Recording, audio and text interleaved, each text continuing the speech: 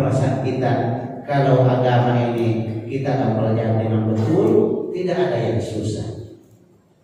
Yang susah itu kalau kita malas pengajian, malas kajian, dan guru kita sudah tetapkan di sini ada kajian, ikut saja, ikut. Ada berkahnya. Kalau tidak, misalnya ini dinakan lagi anak tamat tetap pada anak-anak perkeluaran malaikat.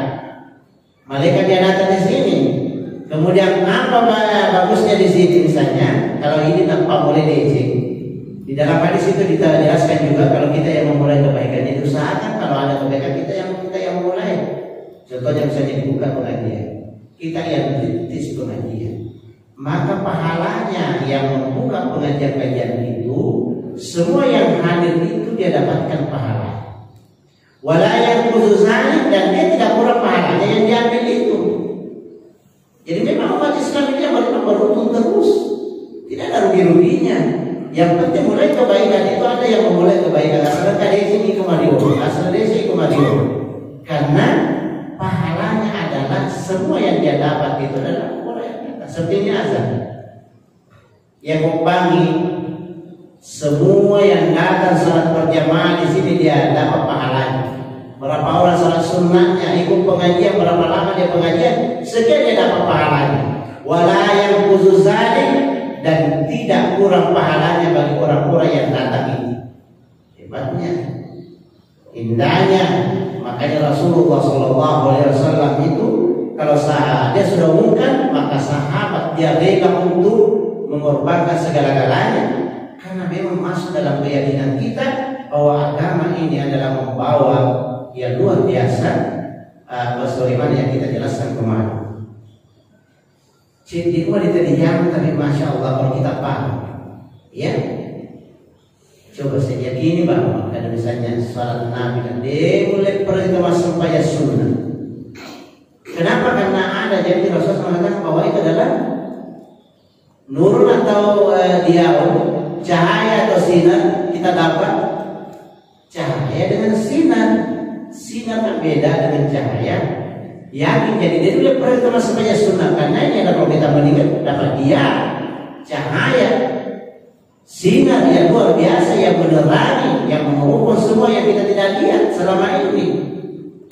Dan kata Allah jadi Nabi itu mengatakan, "Man shalla sinta asyar sajidatan tatawwabun ila baitul bil jannah." Nigi nasr, asas dalil boleh dasar pada sunnah misalnya, maka dia sudah dibangunkan rumah emas di dalam surga. Jadi memang senang kita akan salah sunnah. Ya kok masalah sampai sunnah barang misalnya 37 dia dibahas ya mungkin itu tadi pasal surut maka beko harus kadang-kadang ya mati dulu kadang-kadang tersedih kadang dibahas sedih ada pemanggalu pasti siku di lolongan dan nanti malam dari akhirat disampa deh pada masanya pindah di Pak Juke pada masanya batita terjadi pada lapi tahu dia pada sebab kemakan kita masalah cinta syah ini masuk ke sunnah 10 rakaat yang terawati namanya maksud bunyi dalam baitul firjana mengulangi ulang-ulang dan surga tidak mungkin mau berhenti baik dia masuk pajangan mempelajari sekolah kalau sampai Aisyah sunnah Aisyah kalau kita sampai sunnah Aisyah tempat kerayaan misalnya nanti ini sudah sampai sunnah masih sunnah itu diulang kenapa kan kita tetap karena ini janji Rasulullah SAW sudah tertanam di dalam hati kita. Alhamdulillah. Nah kalau kita lihat gampangnya ini, kenapa manusia dia dilakukan? Karena itu tadi dia tidak tahu bahwa apa sebenarnya hasilnya, sehingga sampai pun salat salat fardu pun dia tidak lakukan. Kenapa? Karena dia tidak tahu apa sebenarnya. Seandainya dia tahu tidak mungkin kita di sini bisa masuk di masjid. Penuh di sini tidak ada yang kita bisa dimasuki. Cuma kalau ada musyawarah dunia ini di musyawarah terlapor dosa itu. Namun bapak kayu itu dari hikmah dia bukan di luar Ka'bah itu yang paling mudah. Kenapa? Karena orang tahu bahwa sekian. Kalau kita salah begini sekian. Itu yang paham. Jadi masya Allah begitu juga kita di Indonesia ini kalau kita paham biar sedikit, biar yang sifatnya kecil, kalau kita bisa mengamalkan itu adalah ketenangan kita dan harapan kita itu adalah luar biasa karena dia sudah paham bahwa saya bisa dihormati, berangkat begini, insya Allah sudah ada kepada saya. Yang kita tangisi kalau ada orang sampai sekarang ini umur 50, ada yang berkasih nasabahnya lain. Bisa kita menangis kalau dia meninggal. Kita masih mati dan dia nasabahnya. Dan karena nasyur di masjid, tak kalau dosi di tempatnya di masjid, keluarga berkata keluarga. Iya. Ada tadi bapaknya dia kalau dia tadi. Ada di sana juga tadi dia meninggal. Dia makan ikan bertambah sama si dia kalau dia seperti sedikit duit kan. Dia mau sampai. Kemudian maju masih kamu dia sedekah duit. Harus kita menangis saudara kita. Dia sudah ucapkan asyhadu an la ilaha illallah wa anna muhammadan. Itu Islam kasihan. Nah dia kena tahu masih dia. Apa sih kui? Kenapa yang seperti itu? Apa yang menghalangi? La haula wala quwwata illa billah. Dia meninggal. Pagi sore cari harta saja. La haula wala quwwata illa billah. Orang asal tidak ada, hari Jumat tidak ada. Mau kemana kita? Pengelakar mau kita ngapain? Kita sabuk. Lo kalau tiga wae. Mau kemana? Anda mau kemana? Kalau anak-anak yang masih umur SMP yang masih ada ininya. Tapi itu pun harus diajar. Kalau dia sudah umur 50 dan belum pernah dia datang, mati pasti gelisah muli kesimpulan banyak. Ada dia pesasisannya maka dia jadi baik sampai jangan pada tenelo. Tidak mau dia tidak mau karena dia juga Islam. Pegawai-pegawai di masjid di sini manggil mati gelisah. Kenapa orang tidak tertutup hati di sini? Karena dia tidak tahu bahwa ini adalah cahaya, nurun, ya, nurun, sepanjangnya nurun, sabarai diakon, dasina, wasadaqatu burhanun, pembuktian, Al-Quran adalah hujjah pembela Anda.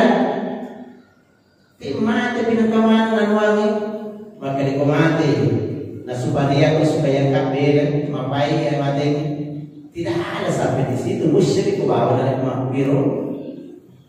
Padahal pun sudah pada bagaimana kabar yang munasib maka dia mati dan saya supaya dalam bicara saja mapai setengah mati itu gak pacar mati. Inilah paham orang yang tidak mengatakan kajian. Mana kasih ada senapan dia nasul inasul dalam kalau di patah atau mati mana supaya imun kita lewat sama kita supaya apa ya mana kena supaya apa yang mati ngapain mati kita perlu mati luar biasa tadi kalau kita kembali kepada hadis Rasulullah dan tidak mungkin Nabi kita adalah mengatakan sesuatu yang tidak sah seperti kita. Dia kenapa Nabi kita adalah orang maksum satu-satunya manusia di dunia ini dijadikan sebagai panutan karena tidak pernah bohong. Dia kenapa dia berpada ini. Makanya siapa yang kita mendengarkan? Yang kemarin di sini dia bilang dikira masih dia itu kena puasa, itu kena sembahyang, makai. Nah karena kamu sandor nama kene, itu nama kagak, itu nama kagak. Ada kan senyarap torang dari masalah minggu kau.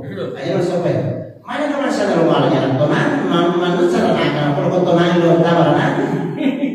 La haula wala quwwata illa billah. Kenapa pikiran kita? Nabi ini adalah maksum. Ada semasuk tidak pernah dia pun dijamin keselamatannya. Kenapa seperti saya misalnya ini? Maka di Kosa Sulaiman maka ada jangan malah jarak tenang. Belum tentu selamat kepada waya itu. Kita akan bersama-sama beribadah, sama-sama beribadah. Anda beribadah, saya beribadah. Jadi kan Nabi beribadah kan jadi supaya kita akan selamat. Makanya itulah kajian kita adalah hadis supaya kita ini adalah selalu kembali kepada yang jelas. Terang lebih kau memperoleh tadi kita satu lima kita sunnah dan Nabi. Anda bingung selama Anda tinggalkan. Kalau Anda tidak tinggalkan, insyaallah akan diserang sama mati. Mu'agana pada pendek karena kita makan hadis kursi hadis sudah sudah